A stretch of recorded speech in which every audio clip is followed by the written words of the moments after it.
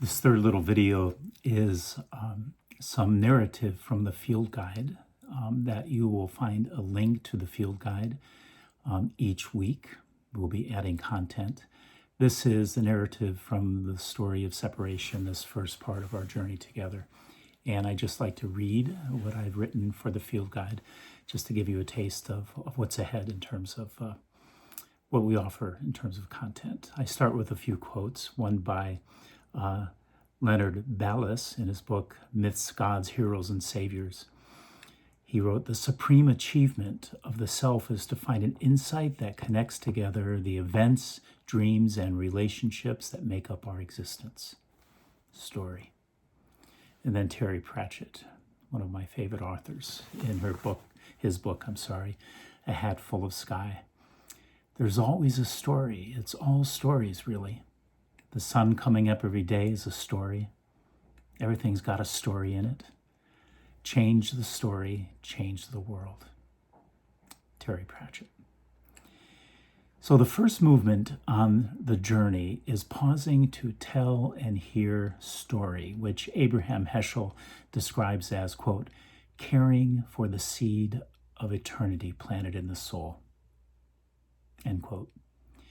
When in the telling and hearing, story breaks through fallow ground of numbing distraction and, quote, rightness into the light of day, having been blessed with an acknowledgement of its beauty and latent potentiality, the seed of purpose that can bring nourishment to the world begins to grow and ripen. So beneath or inside the life we lead every day is another life that runs like a subterranean river beneath the ordinary world of work and family and ambition and money and pleasure and grief. There is another world to be discovered. There is a more enduring story that runs like a river that is deep and wide and carries with it, I believe, abundance and healing. Beginning where we are, the soil of our story, the journey opens up to the river of life. One of the most courageous and calming actions we can do, especially in a time of disruption, to begin to build resilience and responsiveness in this crazy world, is to stand up and to share our story, and in the sharing of our story begin to show our soul. In the sharing, a light begins to shine on our path from other stories by those who walk the way with us. Your life story is like an intricate tapestry woven from ancient spools of colorful thread. Each fine thread, spun from stardust, is woven on a cosmic loom which, when the time is just right or once upon a time, is faded into the world as you. Shimmering strands of DNA come together in a beautiful and unique masterpiece that contains the universe's imprint, now incarnate in the jagged edges of family, race, culture, ready to unfold as your story, your life story. So this tapestry that comes into the world as you, though intrinsically beautiful, is far from complete. If you were able to look back at the early version of your life, you might not be able to even recognize yourself. Loose threads dangle in every direction as if waiting for you to pick up the shuttle to pass through the loom of your days to continue the story.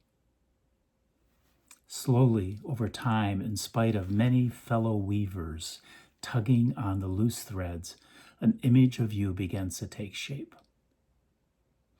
And then there comes a time, maybe this time, when you stand back from the tapestry, feeling that you may be nearly complete in creating the image of you.